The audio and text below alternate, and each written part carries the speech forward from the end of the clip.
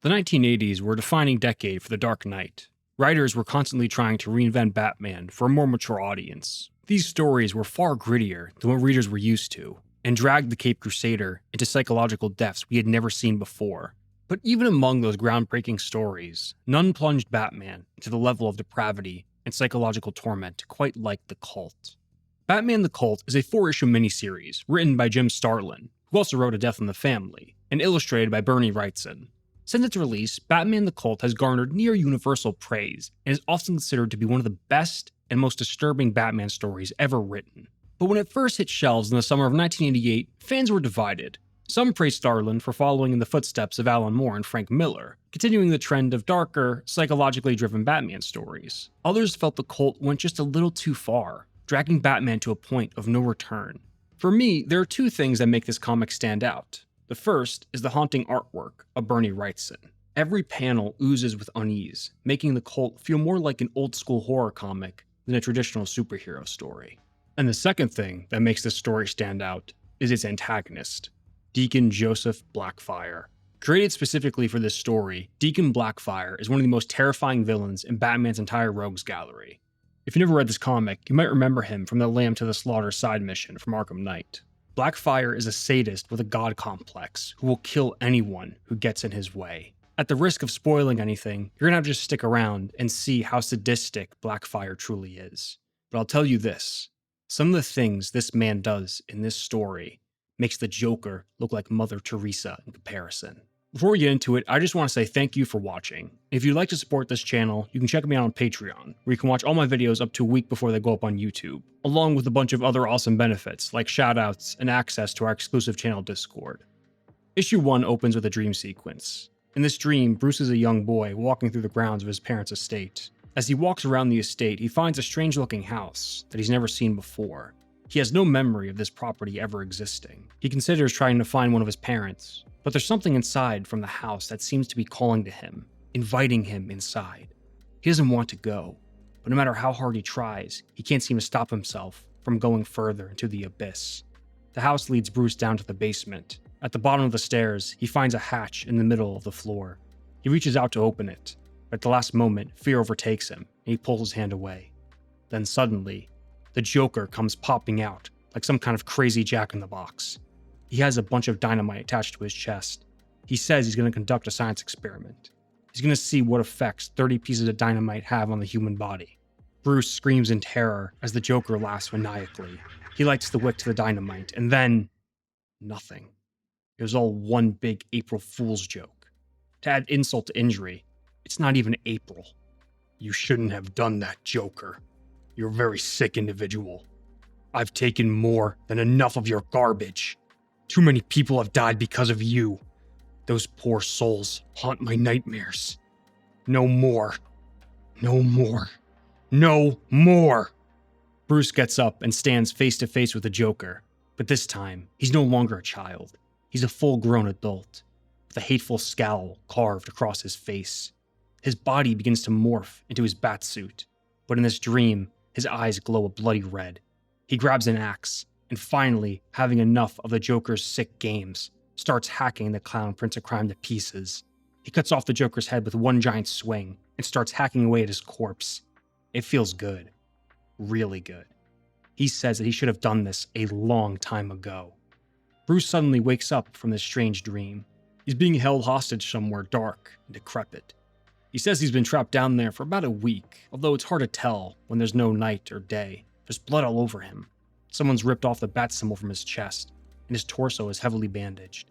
He's in bad shape. He doesn't know who's keeping him captive. And he's never seen any of these men before. One of his captors, who goes by the name Ratface, has been keeping him alive, feeding him just enough to keep his body going. He tells Batman the story of a strange shaman who lived among the native Miyagani tribe.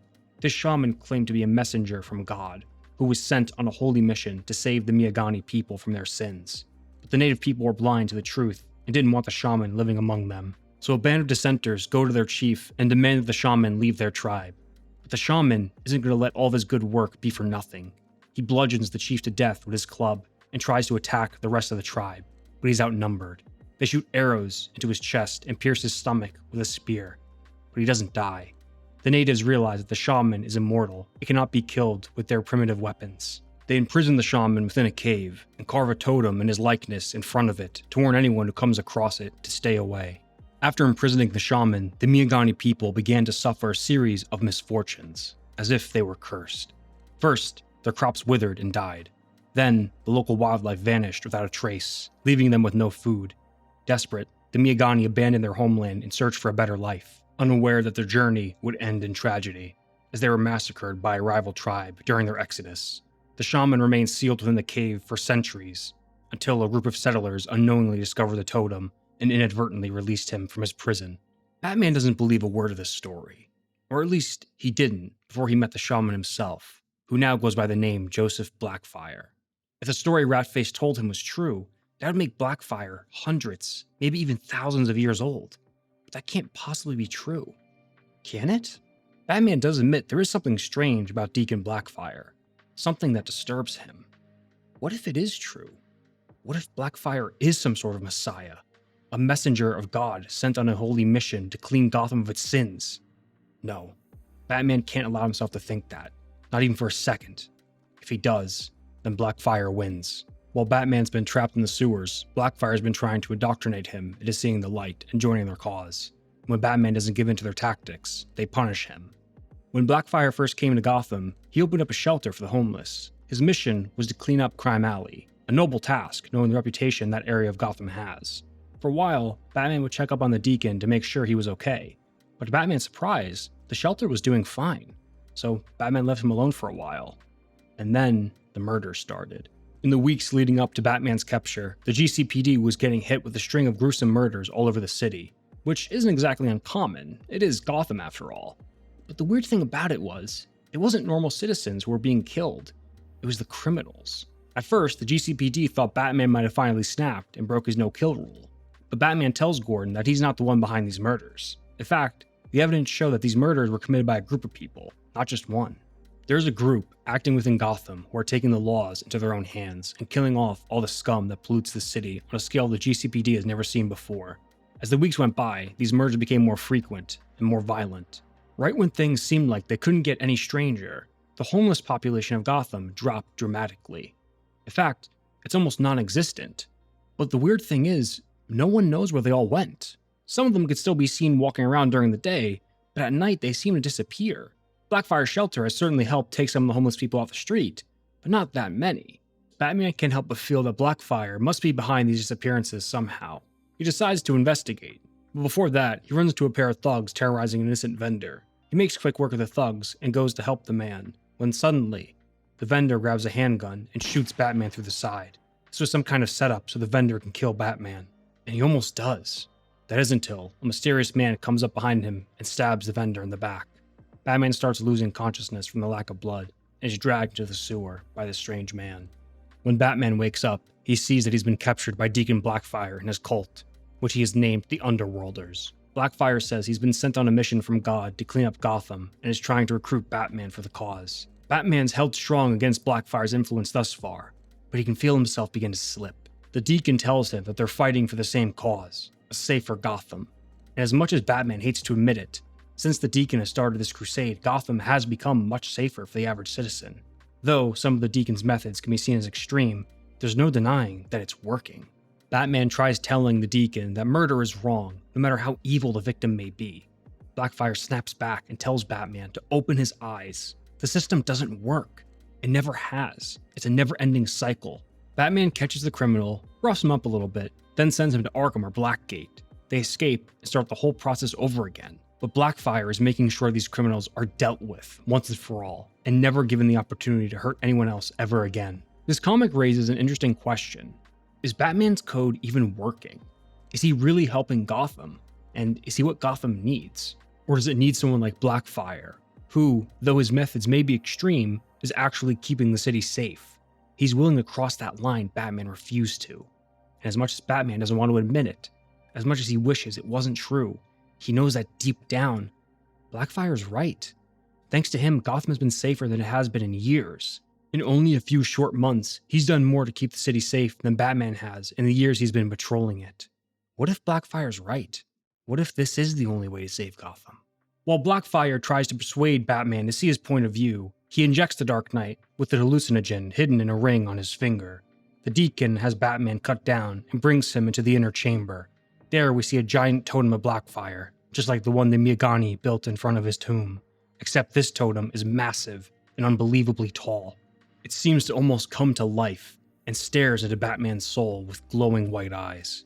As Batman looks upon the mighty totem, he says that he's been saved and is now a believer in the Deacon's cause. He clings to the Deacon and says that his eyes have finally been opened, and he falls to the ground. Blackfire says that Batman has been successfully converted and to take him away. Batman's disappearance hasn't gone unnoticed. Robin recruits the help of Commissioner Gordon to locate his mentor. It's not unusual for Batman to go missing for a day or two if he's following up on an important clue or trying to track someone down, but he's never been gone for over a week with no word whatsoever. Jason knows something's wrong, but has no clue where to start looking. While Batman's tied back up, Blackfire tells his right-hand man by the name of Jake Baker about his plan to take Gotham by force. For hundreds of years, Blackfire has watched Gotham rise up from the ground and has waited for the moment to take the city for himself. Issue 2 opens with another dream sequence. In this dream, Bruce is fighting Two-Face. He dodges a spray of bullets from Harvey's machine gun and returns fire with his own, killing him. He admits that it felt good to kill Two-Face. He wished he could have done it a long time ago. As Batman stands over Harvey's lifeless body, he wonders to himself how he ever could have felt sorry for scum like him in the first place. Then, Batman snaps out of it and realizes where he is. The Underworlders are raiding a mob hideout. It's never explicitly said, but we can see the gun laying next to the dead body, who Batman thought was Harvey Dent. It seems that in an episode of Delirium, Batman has broken his no-kill rule. When I first read this panel, I thought they were going to retcon this moment and say that he never actually fired the gun or something like that, but surprisingly, no, this is real. Batman actually killed a man. Granted, it was during an hallucination, but he killed him nonetheless. Deacon Blackfire has done what other villains in Batman's rogues gallery have failed to do, and turned Batman into a killer. He looks around in horror at all the carnage going on around him. There's blood and viscera everywhere. When the violence is finally over, Jake orders all the mobsters' bodies to be taken away. Batman sneaks off into the dining room and starts shoveling food into his mouth. He hasn't eaten any real food in forever. The cult is slowly starving him, only feeding him enough so his body doesn't give out. This is a real tactic that's been used in cults as a way to keep the subject's body and mind weak enough and open to manipulation. Jake finds Batman chowing down and commands him to stop. He says that too much food will weaken his spirit. Batman doesn't like Jake, but he knows he's Deacon Blackfire's right-hand man. He doesn't dare try anything. Batman has become fully indoctrinated into the Underworlders' cult. He believes in the Deacon's vision for a better Gotham. Although there are a few cracks in his beliefs, there's still a part of him that knows something's wrong, but he can't quite seem to figure out what it is. While Batman sits by the ravine and tries to figure out what to do next, Ratface comes up to him and tells him they have a job to do. Something about a pimp that Blackfire wants them to take care of. They leave, and shortly after, Jake goes to find Batman and learns that Ratface took him to the surface. Wherever Ratface is taking Batman was never approved by the Deacon. This is bad news. The cult's been drugging Batman, keeping him docile. But if they lose him and can't keep drugging him, then the effect is going to wear off eventually. Batman will be out of their control. They need to find where Ratface took him. Ratface brings Batman to the pimp that he says needs to be taken care of. It turns out this man isn't a pimp at all, but instead is an ordinary man by the name of Otis. Ratface is just a disgusting racist and wants Otis dead because he's in a loving relationship with a white woman. Ratface grabs a large kitchen knife out of his jacket. He leaps over to Otis and begins stabbing him repeatedly with the knife. Batman tries to stop him, but he's too late. A GCPD officer hears the killing from the alley and places Ratface under arrest. Ratface lunges towards the cop with the intent of murdering him, but Batman's able to snap out of it at the last second and knocks Ratface out. The cop thanks Batman and tells him that Commissioner Gordon has been looking for him all over. Batman knocks the officer out and walks out of the alley. He doesn't know why he did that, but he suspects that whatever drug the cult was feeding him is turning him irritable. He doesn't have time to figure any of this out yet. First, and most importantly, he needs some food. Back in the sewers, Jake tells the Deacon they need to find Batman since he's due for a booster on his drug treatment. The Deacon's more worried about finding Ratface. He knows too much about their operation, and the police get him in an interrogation room. It can cause them some problems. Back on the surface, Batman smashes the front window of a deli and starts devouring everything in sight. Now that he has some food in his system, his stomach has finally stopped rumbling. But now the noise inside his head has grown louder. He needs to find somewhere quiet. But fortunately, quiet is a rare thing to find in a place like Gotham City. The The GCPD have Ratface in their custody and begin to interrogate him. Ratface, living up to his namesake, tells them everything he knows. Before Blackfire went down to the sewer, he gathered all the homeless people together and convinced them that he was a messiah, their savior. He trained them to roam the streets and to execute muggers, thieves, and other low-life criminals. What Blackfire says is a crusade to rid Gotham of evil. But Ratface says that this whole crusade is just a front for Blackfire to acquire some political backing. He doesn't want to clean up Gotham. He wants to take it over. Word spreads quickly in Gotham, and the news reports that Commissioner Gordon has unveiled a plot by Deacon Blackfire to take over the city. Despite their plot being discovered, the Deacon doesn't seem too worried about it. He tells Jake that their plans haven't changed. All this means is that they're going to have to strike a week or two earlier than they expected. The news interviews a few Gotham residents, and shockingly, they all seem to be in favor of the Deacon's crusade. They say that the city is the safest it's been in years, and that they don't have to be fearful of walking down the street anymore. After all, Blackfire is only killing criminals, so what's the problem? He's doing the citizens a favor.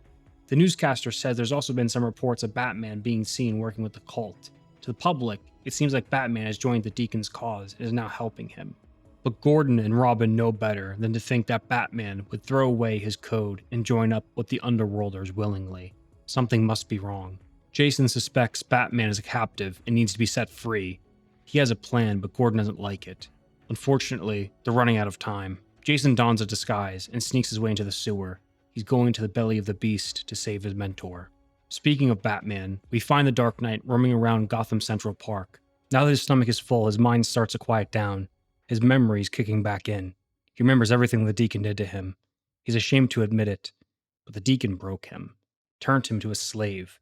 He was able to do what no other villain has done before and broke the Batman. Now that he's somewhat back to his senses, he starts thinking of his next move. As he sees it, he only has one real option left. He has to go back into the sewers and face the Deacon again. Blackfire is giving another speech to his flock. Thanks to Ratface's confession, Gordon was able to get a warrant for Blackfire's arrest. The Deacon says it's time for them to act and take Gotham back by force. Batman is there and slowly makes his way through the crowd. He knows he needs to stop the Deacon, but first he's going to see what Blackfire is hiding in his private chambers. To his surprise, he finds that the Deacon's chamber is filled with lavish furniture and expensive antiques. While Blackfire lives in splendor, his flock live in the filthy sewers and sleep on the stone floor. He isn't a messiah, he's a fraud. A con man who preys on the innocent and turns them into mindless zombies. Now that Batman knows Blackfire isn't some kind of mystical deity, he knows he can be taken down. He decides he'll contact Gordon and get a SWAT team to arrest Blackfire. Batman tries sneaking out, but gets hit in the back of the head with a club. The Deacon knew Batman would return and was waiting for him. He tells Jake to bring Batman down to the bathing room and to cut his throat so he can soak in his blood. What the hell's the bathing room? And why does the Deacon want to bathe in Batman's blood? As they drag Batman away, we see Robin hiding around the corner, waiting for his moment to save his mentor. Outside City Hall, Gordon meets with the mayor. The mayor says he has a busy schedule, doesn't have time to deal with a bunch of criminals hiding in the sewers. He tells Gordon that he has full confidence that he'll be able to deal with Blackfire while keeping the mayor out of it. Gordon calls the mayor a jerk as his car drives away when suddenly, the mayor's car explodes. Someone has killed the mayor and the entire city council. Deacon Blackfire has reported that he has information tying these murders to organized crime and says that he will use his organization to keep order in Gotham while the officials figure out what to do. Gordon claims that it was Blackfire who killed the mayor and the city council, but he admits he doesn't have any hard evidence connecting them to the murders. The Underworlders are escorting Batman to the kill room. He knows he only has one chance to make his escape, so he's going to need to make it count. He knocks most of the gang back with a single kick. The cultists try fighting back, but they're no match for Batman in a physical fight, even in his weakened state and both hands tied behind his back. Batman dives into the water as the cult opens fire, unloading round after round into the ravine below. They think they got him, but they can't find his body anywhere. Jake says the current must have carried him off and tells the others their work is done. As the cult walks away, Robin silently emerges from the shadows and without hesitation leaps into the water to find Batman. Gordon knows Blackfire is involved in the mayor's killing somehow, but he needs to find concrete evidence if he's going to prove it. He orders his men to find out whatever they can about Blackfire. And to his surprise, they have hundreds of files and arrest records on him. Some go back to the turn of the century. We thought Batman discovered the truth and exposed Blackfire for being a con man. But if that's true, how can he have a rap sheet that spans almost 100 years? How old can the Deacon be? Is it possible that maybe not every part of his story was made up? Back in the sewers, Robin continues searching for Batman. He calls out his name again and again, but there's no response. Only the echo of his own voice bouncing off the damp, rotting walls. Eventually, he finds a tunnel, narrow, slick with filth, and swallowed in total darkness. Hesitating for only a moment, he steps inside. The smell is putrid, like a decaying animal. He feels his boots press into something soft, warm, and wet, but he's not sure what it is, and, honestly, doesn't really want to find out. He calls out Batman's name again, and this time, a voice answers back. It's Batman. Robin asks if he knows where they are, and he says they're in hell. Robin clicks on his flashlight, and that's when he sees he's been standing on a pile of corpses. They're inside a catacomb, a mass grave hidden beneath the city, bodies stacked like a grotesque game of Jenga. The deeper the pile goes, the older and more decayed the remains become, until they're nothing but bones and scraps of flesh. Every corpse was a life, a person, someone who ended up down here to rot in the dark. And on top of this mountain of death is Batman, barely recognizable, eyes wild, a broken, delirious grin stretched across his face. Welcome to hell. As we get into issue number 3, we see that Blackfire has total control over the city. The Underworlders control the streets, killing off everyone that the Deacon deems as undesirable. Back down the catacomb, Robin's trying to get Batman under control, but he's completely out of it. He says they need to get out of the sewers before any Underworlders find them. As the dynamic duo try to find their way out of this labyrinth, Bruce opens up to Jason and admits that Deacon Blackfire broke him. He starved and drugged him, and actually made Bruce believe that his crusade was right. He wasn't strong enough to resist. Jason says that he isn't alone. Blackfire has the whole city split.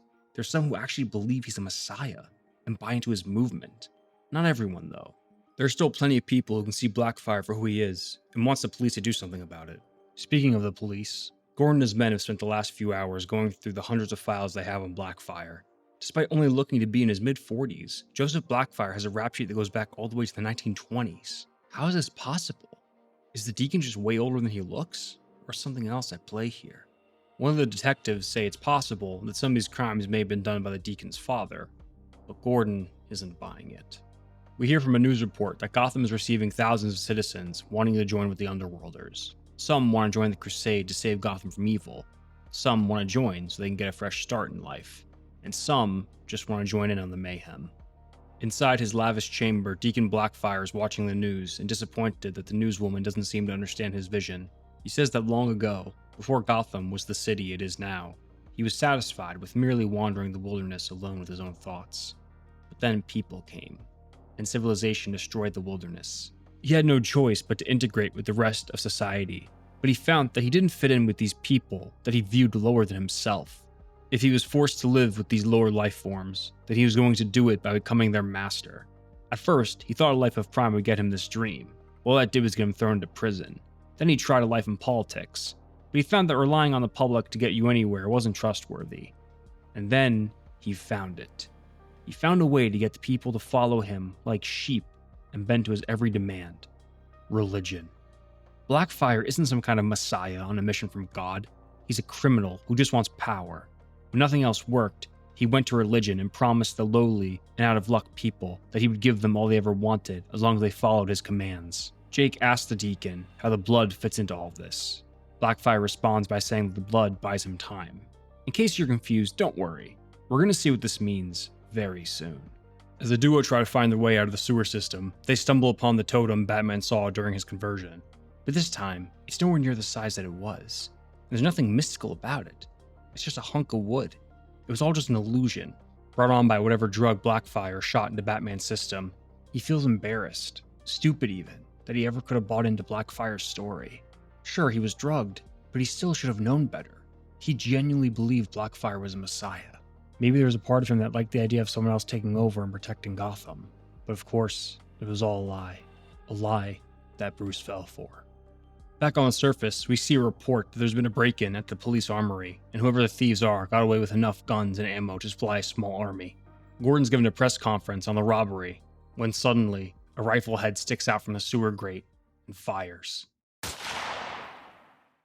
Commissioner Gordon is shot in the chest. The media and the cops surround Gordon's lifeless body as a pool of blood trickles down the stairs of City Hall from his chest wound. With no choices left, the governor places Gotham under martial law and elicits the help of the federal government. We're going to send in the National Guard to get the city under control. Back down in the sewers, the duo is still trying to find their way to the surface. Robin hears what sounds like whistling and goes to investigate. He finds Deacon Blackfire bathing in a pool of blood. He says that the blood is a source of life.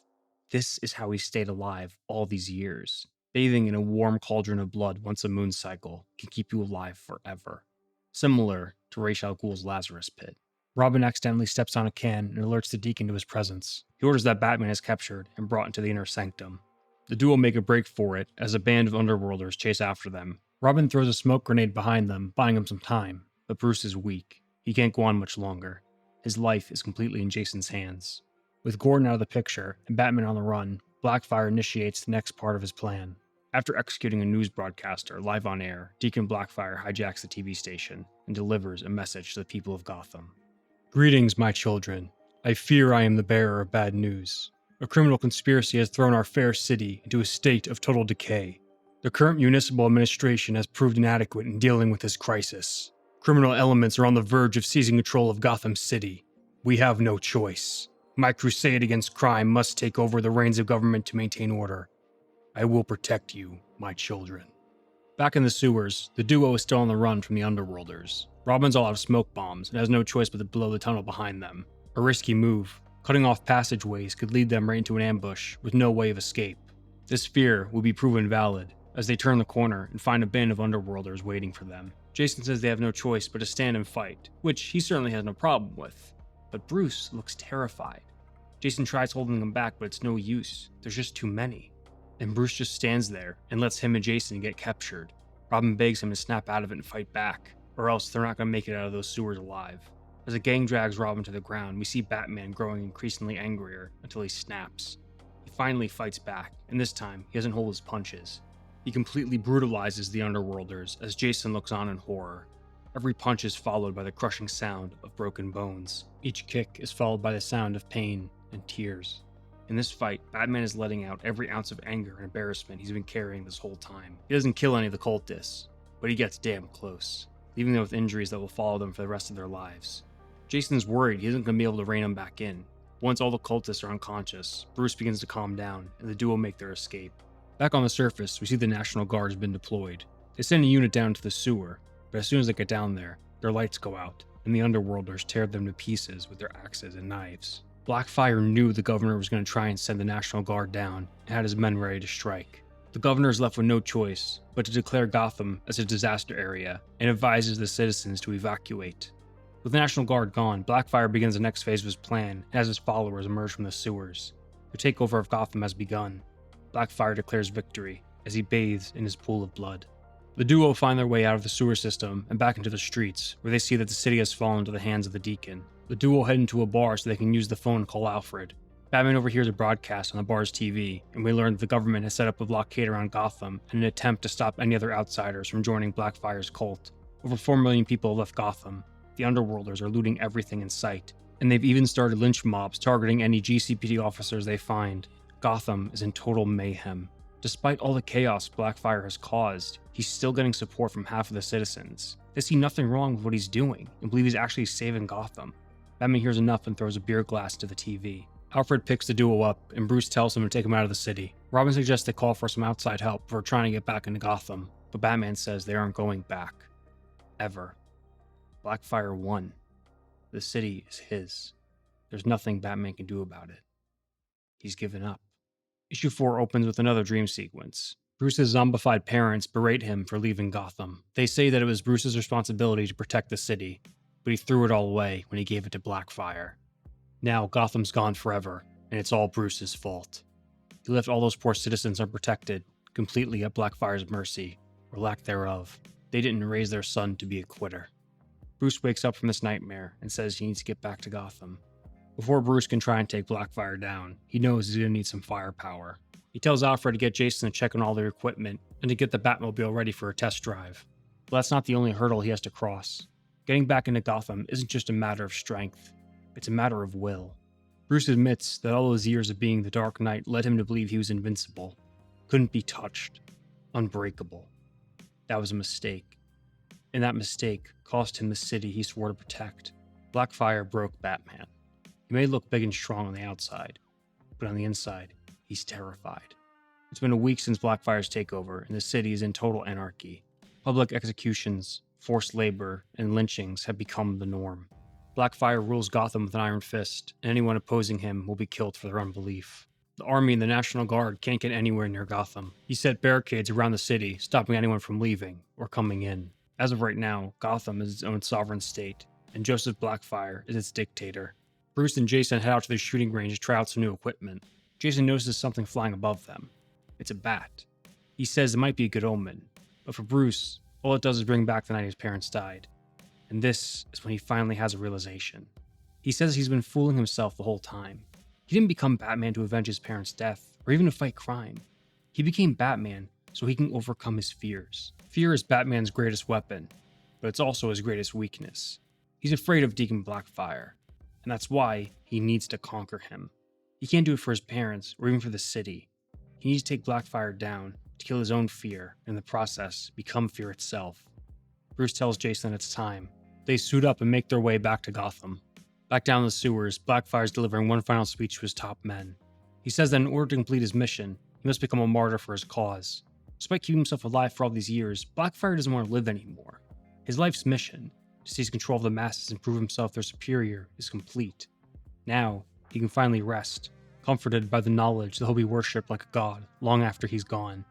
But he doesn't just want any death. He wants a noble death, a martyr's end, and it has to come at the hands of Batman. Blackfire knows the Dark Knight will return. He has to. So he commands his followers, find Batman, and bring him back to me alive, to the arena. We see that Gordon survived the attempt on his life and is being treated in a hospital out of state. Batman pays Gordon a visit and tells him that he's taking the city back. Good, Jim says. The Abraham Lincoln Bridge, 10:30 p.m. The Underworlders are setting up more barricades on the bridge, when suddenly, they spot a giant bright light coming at the other end. It's Batman. He's upgraded the Batmobile with bulletproof armoring and giant monster truck wheels. The Underworlders' bullets bounce off the Batmobile as it climbs over the barricade with ease. On top of the Batmobile, we see Robin manning a machine gun repurposed to shoot out tranquilizer darts. Batman tells him to leave one of the cultists awake so he can deliver a message to the Deacon. Go to Deacon Blackfire. Tell him the Batman is coming for him. Batman contacts the local news and tells them he's returned to Gotham and intends on bringing Blackfire justice and bringing back order to the city. Batman and Robin continue to make their way through the streets, closing the distance between them and the Deacon's compound as they dodge RPG rockets and continue taking out Underworlders. Down on the street below, they see an innocent woman trying to escape a group of cult members, but the woman isn't fast enough, and they eventually catch up with her. Robin tries to take them out, but isn't fast enough, and they move the woman to an alleyway. She cries out in horrible agony as the cult does unimaginable things to her. Batman knows they're going to kill her. He wants to get out and save her. But he also knows that leaving the Batmobile will be suicide. And if he dies trying to save this woman, then Gotham would die with him. So he stays inside as the woman's screams drone on in the background. They move on, and as they draw closer to Blackfire's hideout, they see a mass of bodies hanging from lampposts, victims of Blackfire's lynch mobs. One has a sign that says cop, the other says reporter. This is what happened if you got in Blackfire's way. Strangely, they haven't encountered any resistance since passing through the bridge. They know they aren't alone. The Underworlders are hiding out, waiting until they can all strike at once and overwhelm the dynamic duo. But Batman has a plan. They get to Gotham Square, and the Underworlders make their move. There's thousands of them moving all at once. They climb on top of the Batmobile and open the hatch on the roof. They climb inside to see the duo is nowhere to be found. They find a secret hatch on the floor and see that Batman and Robin right above a sewer grate the whole time. Suddenly, powerful gas shoots out of the Batmobile, covering the entire city street. It's a sedative that will keep the Underworlders out for the next 6 hours. Down in the sewers, Batman and Robin make their way to the Deacon's compound when they run into a band of Underworlders. They mask up and smoke them out with more sleeping gas. Right when they thought they were in the clear, another cultist pops out of the corner and shoots Robin in the leg. Batman takes the man out and picks up his pistol. He goes to check on Robin. The bullet only grazed Jason's leg, but he's hurt pretty bad and would only hold Batman back if he continued on. He tells Bruce to go without him and to take down Blackfire once and for all. Batman turns the corner and finds another graveyard of hanging victims. These were former members of Blackfire's cult who failed to live up to the Deacon's expectations. Batman finds the door to the arena and kicks his way in. Blackfire is there waiting for him. Blackfire sees that Batman has a gun and tells him to use it. Bruce wants to shoot him. He wants to kill him. He wants it more than he's wanted anything else in life. Just one pull of the trigger. That's all it'll take to finally end this nightmare. No more Blackfire, no more revolt, and no more fear. But that isn't really true, is it? Batman knows that if he shoots the Deacon, he's going to give him exactly what he wants. He'll turn him into a martyr. If that happens, then the Underworlders will never stop. Gotham will never be safe again. But at the same time, if he just puts Blackfire under arrest, he'll be sent to Arkham or Blackgate and eventually break out, and the whole thing starts over again. If he can't kill Blackfire, and he can't arrest him, then there's only one thing left to do. He needs to break him, just like how Blackfire broke him. He needs to show his congregation that he isn't some kind of messiah or deity. He needs to show them that he's capable of feeling fear and pain. When the Deacon realizes Batman isn't going to shoot him, he lunges at him with his knife and slashes his arm. Batman kicks the knife from his hand and pins him to the ground. He considers killing him again. He wants to do nothing more than plunge that knife right into the Deacon's cold black heart, but he knows he can't. He picks the Deacon up by his ponytail and starts the beatdown. He isn't trying to knock him out or break his bones. He's going for pain. Each strike is aimed at a different nerve center, each hit thrown to cause the maximum amount of pain while keeping the Deacon conscious. He needs him alert so he can feel everything. Every broken bone, every fracture, every slice. With each punch and elbow, more of the Deacon's blood goes flying all over the arena. He wants to leave him begging for mercy. And that's exactly what Batman gets. As Blackfire lays in a pool of his own blood, begging for Batman to stop. The Underworlders look on in shock as their once fearless leader, their messiah, their savior, is on his knees, begging for mercy. They see Blackfire for what he is, a fraud. Jake knows this is bad and needs to do something quick. He aims his machine gun at the Dark Knight and tells him to say goodbye. Right when he's about to pull the trigger, a tranquilizer dart hits him in the neck. It's Robin. He's finally made his way to Batman. Blackfire takes the distraction as an opportunity and commands his congregation to tear Batman apart, to destroy the infidel. Unfortunately for Blackfire, he hasn't realized the mistake he's made. He's shown them his fear, his humanity. He showed them that he's nothing more but a liar.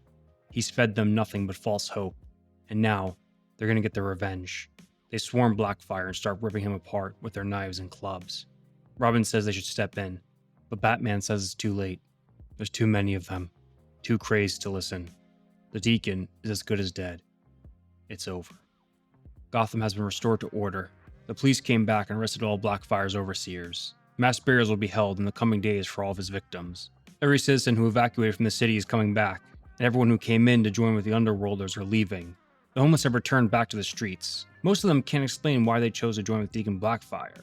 It's speculated that the Deacon may have used some sort of mass hypnosis on his followers, turning them into easily susceptible sheep. The new mayor of Gotham has promised that his administration will do something about the homeless problem to ensure this will never happen again. For the most part, everything seems to be getting back to normal. But there's still one loose end Bruce needs to take care of. He returns back to the sewers and finds the totem statue. He still isn't sure if Blackfire had any supernatural abilities or not. The most likely explanation is just that he was a con man. But he isn't willing to take any chances. He douses the totem in kerosene and lights the statue on fire as smoke rises from the sewer grates to the city above. This is where the story ends. Some of you watching this video may have noticed how similar this comic feels to The Dark Knight Returns. There are multiple panels from this comic that look like they were pulled straight from Returns. That's not to say that Starling was plagiarizing Miller, far from it. If anything, he was building on a foundation. The Dark Knight Returns, for better or worse, inspired basically every Batman story that came after it. I believe The Cult was Starling's attempt at making a spiritual successor to Frank Miller's masterpiece. Both stories reflect the cynicism of the time, rising crime, political instability, a distrust of the systems meant to protect us. Frank Miller gave us an older, worn-down Bruce Wayne, someone who'd stepped away from the cape but was drawn back into the madness of Gotham because no one else could handle it. Whereas Starlin gave us a Batman who never left the fight, but was crushed by it. If Miller's Batman is a force of will refusing to die, Starlin's Batman is a man on the verge of collapse, who's finally pushed past his breaking point. By the end of the story, Batman takes back Gotham, but not without cost. What begins as a tale of mind control and manipulation evolves into something far more disturbing, a psychological descent that leaves Batman a shell of his former self. The battle is over, but the scars remain. He walks away victorious, but broken. You may be watching this and thinking, what's the big deal? I mean, we've seen Batman broken down and beaten before. Nightfall, Venom, The Dark Knight Rises, and that's true. But here's the thing. The Cult did it first. Long before Bane shattered his spine, Deacon Blackfire shattered his will. And the reality is, we wouldn't have gotten stories like Nightfall or Venom if it wasn't for the Cult. While I do love the story, I can also see why it was as divisive as it was when it first came out. The decision to keep Batman in the Batmobile, while he hears the screams of a dying woman, was a bold one.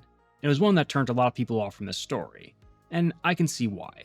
What makes Batman, well, Batman, is that he values all human life and will go to any lengths possible to save those who can't save themselves. And I understand what they were up against. It's hard to justify saving one life if it can cost millions. And I understand that Bruce was broken, maybe even beyond repair, and still holds some of that fear within him. But the Batman I know and love would never sit idly by and listen to an innocent person being murdered without doing anything, even if that meant failing his mission. I can excuse the whole brainwashed kill thing, because you can make the argument that Bruce wasn't even aware of what he was doing. But here, he's fully aware and is consciously choosing to let that innocent woman die. But at the same time, maybe that was the point. Maybe Starling was trying to show us just how far Bruce really was. That the fear Blackfire instilled into him didn't just shake his confidence, it rewired his moral compass, even if only for a moment. And that's terrifying. Because if even Batman, the man who never gives up, never stops fighting, can reach a point where he hesitates, where he lets fear override compassion, then no one is safe. It's a moment that still doesn't sit right with me, but I think that discomfort is part of what makes the cult so memorable. It doesn't just test Batman's body or his mind, it tests the soul of his character. And for better or worse, it forces us to ask, where's the line? And what happens when Batman crosses it? If you made this far into the video, I want to ask you to leave a like, comment, subscribe, because there's plenty more like it to come. I'd also like to give a shout out to every person up on the screen right now. I couldn't do it without you guys. And yeah, pretty much it. See ya.